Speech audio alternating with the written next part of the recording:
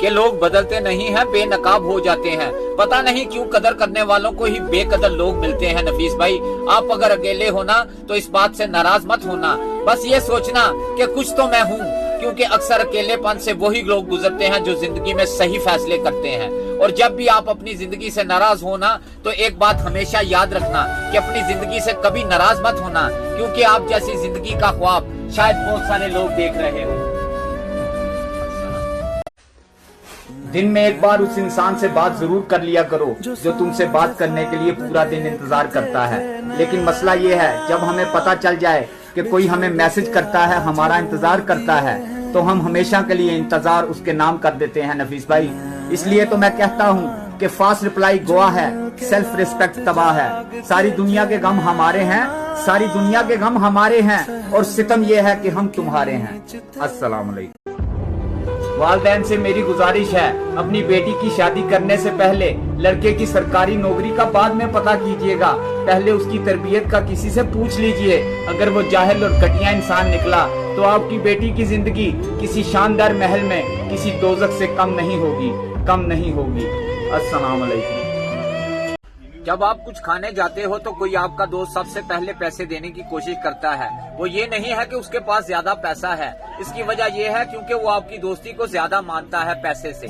जो लोग आपकी मदद करने के लिए आगे आते हैं, उसका मतलब ये नहीं कि आपने उन पर एहसान किया है जो वो चुकाने आ रहे हैं, बल्कि वो आपकी परवाह करते हैं। जो लोग लड़ाई के बाद भी माफी मांग लेते हैं, उसका मतलब ये नहीं है कि वो गलत हैं या वो डरते हैं। इसका मतलब ये है कि वो सामने वाले इंसान की परवाह करते हैं। जो लोग हर चीज में आगे रहते हैं कि मैं ये काम पहले करूंगा, ये नहीं कि वो पागल हैं, बेवकूफ हैं, बल्कि उन्हें जिम्मेदारियों का बहुत ज्यादा एहसास है। नफीस भाई, अस्सलाम वालेकुम।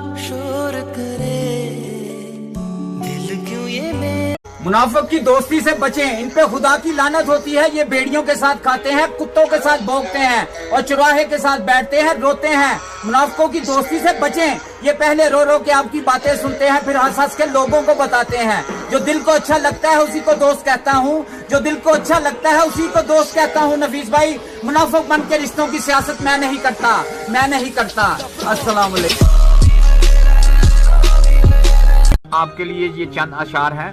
चांद को हुस्न गुलाबों को नजाकत दी है, चांद को हुस्न गुलाबों को नजाकत दी है, उसने मट्टी को भी इंसान की सूरत दी है।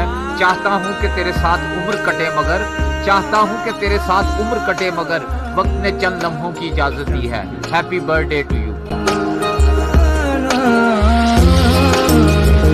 अगर उसने आपको ब्लॉक कर दिया है तो ये आपको हर्ट करेगा कुछ घंटों तक, कुछ दिनों तक और कुछ हफ्तों तक भी। आप बहुत ज्यादा परेशान हो सकते हैं, डिप्रेस भी हो सकते हैं। आप ज्यादा सोचेंगे, आप खुद को ही रिजेक्ट करोगे, आप खुद पे ही डाउट करोगे, आप उसको फोन करने के लिए पागल हो जाओगे, मैसेज करोगे कि प्लीज एक बार अनब्लॉक कर दे।